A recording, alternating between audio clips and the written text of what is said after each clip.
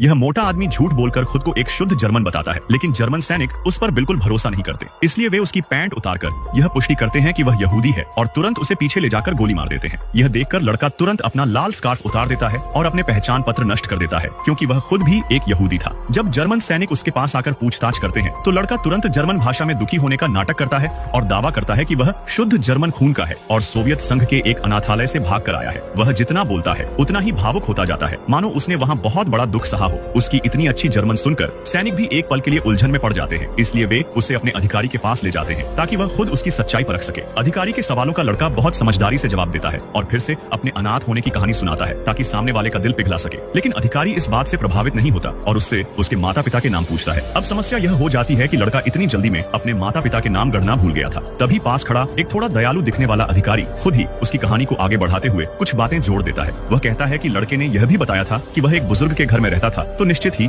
वही लोग उसके माता पिता होंगे। जब दोनों अधिकारी लड़के की दुख भरी कहानी में खोए हुए थे, तभी पास में अचानक हलचल मच जाती है। असल में जर्मन सैनिकों ने एक सोवियत अधिकारी को पकड़ लिया था और भाषा न समझ पाने के कारण वहाँ हंगामा खड़ा हो गया। लड़का जर्मन और रूसी दोनों भाषाओं में माहिर था, इसलिए उसे वहाँ अनुवाद करने के लिए बुलाया गया। बातचीत के दौरान पता चला कि वह अधिकारी वास्तव में जोसेफ स्टालिन का बेटा है। यह जानकर सभी सैनिक बहुत खुश हो गए और इसे लड़के का ही योगदान मानने लगे। वे उसे अपने साथ तस्वीर खिंचवाने के लिए भी ले गए। इसके बाद लड़का जर्मन सैनिकों के साथ ही रहने लगा और उनके साथ समय बिताने लगा। कहना पड़ेगा कि उसका भेष बिल्कुल परफेक्ट था। उसका मासूम चेहरा और दयनीय स्वभाव देखकर सभी जर्मन सैनिक उस पर भरोसा करने लगे। लेकिन तभी जब लड़का जर्मनों के साथ आराम से रह रहा था, भीड़ में मौजूद एक कैदी ने उसका नाम पुकार लिया। वह उसका पुराना दुश्मन था। उसने उंगली उठाकर सबके सामने सच्चाई बता दी कि लड़का असल में एक यहूदी है। सौभाग्य से जर्मन सैनिक उसकी बात समझ नहीं पाए और उन्होंने लड़के से ही अनुवाद करने को कहा। लड़के ने तुरंत कहा कि वह उसे पहचानता ही नहीं है और आगे बढ़कर उसे जोर से थप्पड़ मार दिया। उसका यह कदम सैनिकों को बहुत पसंद आया। गुस्से में आकर वह हमला करने की कोशिश करता है, लेकिन जर्मन सैनिक अपने आदमी को कैसे पिटने देते।